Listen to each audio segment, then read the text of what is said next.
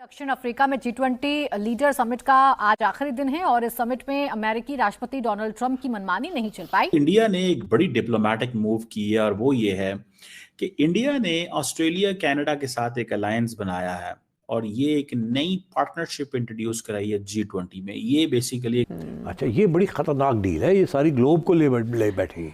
शेकन। अच्छा, तो एक तो ये मैं समझता हूँ कि इट्स दिस, अगर ऐसे नहीं है तो फिर तो इट्स अ डिजास्टर। अगर बाकी लोग पीछे नहीं हटते और डील, तो फिर तो ये चीज रह जाएगी, फिर डोनाल्ड ट्रंप भी पीछे नहीं हट सकेगा। हमने डोनाल्ड ट्रंप की एब्सेंस को इररेलेवेंट कर दिया है। ये पहली बार हुआ है कि G20 की समिट हो और डोनाल्ड ट्रंप या अमेरिका पहुंचा ही नहीं। ये एक बड़ी इंपॉर्टेंट फैक्टर होता है। इंडिया का बार बार जिक्र किया जाता है कि जी वो बड़ी तेजी से ग्रो करेगा। इंडिया की जरूरत लोगों को है बिकॉज ऑफ देयर पॉपुलेशन। ये सारे के सारे, ये जितने भी अमेरिकन हैं, कनेडियंस हैं, ये सारे समझते हैं कि हमें यहाँ से सस्ती मिलेगी, लेबर मिलेगी। सर, हम क्या वजह है कि अगर हम ये कहें कि जी हम पाकिस्तान को क्रिएट किया गया और भारत जो है वो आज़ाद हुआ और एक ही जितना मतलब 78 ईयर्स हो गए दोनों को, तो उनकी एजुकेशन सिस्टम हमसे कहीं बेहतर हो गया, उनकी इकोनॉमी हमसे बेहतर हो गई, उनकी फॉरेन पॉलिसी जो है वो इंडिपेंडेंट है बहुत हद तक, जो है वो अपनी मर्जी से वो फैसले लेते हैं, चाहे अमेरिका कुछ भी कहे कि जी यहाँ से आप ऑयल नहीं ले सकते, ये नहीं कर सकते, वो नहीं। लेकिन उनकी एक जो सिविल गवर्नमेंट जो है उनकी कही है कि वो भी चलती रही, वहां पे कभी हमने फौज को इस तरह से आते नहीं देखा। और भारत ने जो 6 ट्रांसफॉर्मेटिव प्रपोजल्स दिए हैं वहां पर साउथ अफ्रीका में, पूरे अफ्रीका को, ब्राजील को, इंडोनेशिया को, सबको हमने बोला आइए मिलकर काम करते हैं क्योंकि ग्लोबल साउथ ही फ्यूचर है। ये लोग जो वेस्टर्न पावर्स हैं, चाइना है, ये आपको एक्सप्लॉइट करेगा, डेट ट्रैप में फंसाएगा, आपको साइड्स लेने के लिए मजबूर करेगा। लेकिन ग्लोबल साउथ फ्यूचर नहीं है, ये प्रेजेंट है। और आज अगर आपने प्रेजेंट बचा लिया तो फ्यूचर भी बच जाएगा। यानी कि मोदी जी ने कोई सिंपल स्पीच नहीं दिया है, एक ब्लूप्रिंट दिया कि ट्रेडिशनल नॉलेज को यूज करेंगे, स्पेस टेक्नोलॉजी को भी यूज करेंगे, ह्यूमन ह्यूमन टच को भी यूज करेंगे, वैदिक अर्थशास्त्र ही आपका आंसर है। उन्होंने कहा भाई हमें इतना ज्यादा जरूर लड़ने करने की क्या जरूरत है, ठीक है। तो हम ये करते हैं कि हम पीछे हट जाते हैं, ठीक है। अब इसमें आप ये देखें कि ये जो पार्टनरशिप है जिसमें अमेरिका बाहर है, 3 मुल्क हैं, 2 वेस्टर्न है, 1 ईस्टर्न है। क्रिटिकल मिनरल्स की बात है, सप्लाई चेन और इन चीज़ों की, इंडिया कहता है कि ये सप्लाई चेन हम चाइना से भी ले रहे हैं, ठीक है। लेकिन हमें अमेरिकन के ऊपर क्योंकि टैरिफ वो लगा रहे हैं, हमें अंडर एस्टिमेट कर रहे हैं। कनाडा और इंडिया को एडवांटेज ये है कि कनाडा और ऑस्ट्रेलिया को एडवांटेज ये है कि वो कहते हैं यार हमें ये आइसोलेट करना हमें मैन पावर चाहिए, हमें अच्छी मैन पावर वहाँ से मिल जाएगी, सस्ती मैन पावर मिल जाएगी, ठीक है ना जी। अच्छी और सस्ती मैन पावर वहाँ से हमें मिल जाएगी, ठीक है जी।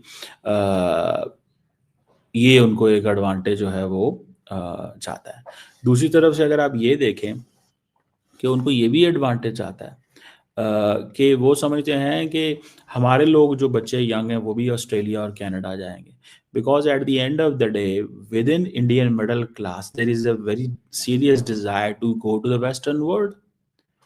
और आर्टिफिशियल इंटेलिजेंस, आप देखें इंडिया के अंदर मैं देख रहा था कि of all the work the Indians are doing, I think 100 में से 60% जो बच्चे हैं जो यूनिवर्सिटीज में पढ़ते हैं इंडिया की और वो they are enough in a position, वो सारे तो बाहर चले जाते हैं,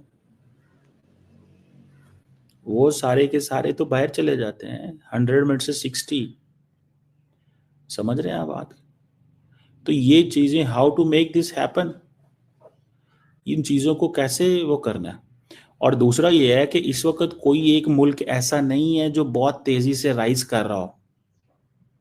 आप देख लें, इसमें आप इसमें देख लें, बहुत सी गलतियां पाकिस्तान से हुई हैं, टेररिज्म को लेकर भी और दूसरी चीजों को लेकर भी, जिसके लिए भारत भी शिकायत करता रहा है, अफगानिस्तान भी तकरीबन वही बात कर रहा है। तो अगर हम कहीं मान नहीं सकते, कैमरा के आगे नहीं मान सकते, मीडिया के आगे नहीं बोल सकते, अपने दिल में तो हमें पता है ना कि हमसे गलती हुई है, तो हम उसको सही क्यों नहीं कर लेते, हम उसके लिए सही पॉलिसीज क्यों नहीं ले आते।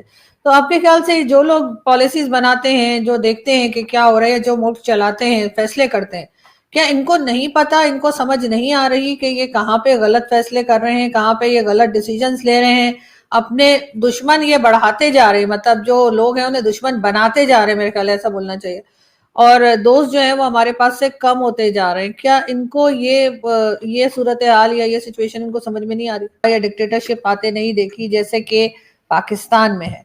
तो क्या वजह है कि पाकिस्तान इन तमाम मामलात में पीछे रह गया? वैसे चीमा साहब से आज मैं उनके शो में थी, जिसमें कि 38 मिनट में से 30 मिनट चीमा साहब खुद ही बोलते रहे, तो मैं भी शायद उसी लाइन पे ना चली जाऊं, क्योंकि मैं भी लंबे सवाल कर रही हूँ। तो वो उनका ये कहना था कि वहां पे वो शलवार कुर्ते में डिक्टेटरशिप चलाते हैं और हमारे यहाँ यूनिफॉर्म में। पर हम अफ्रीका को, जो उनकी मैसिव यूथ पॉपुलेशन है, उसको हम टारगेट करते हैं ताकि ये हमारे लिए काम करेंगे, हम इनके लिए काम करेंगे, और सारे कंट्रीज मिलकर अगर काम करेंगे तो एक्सप्लॉयटेशन का काम नहीं होगा, हम एम्पावर कर सकते हैं अफ्रीकन्स को।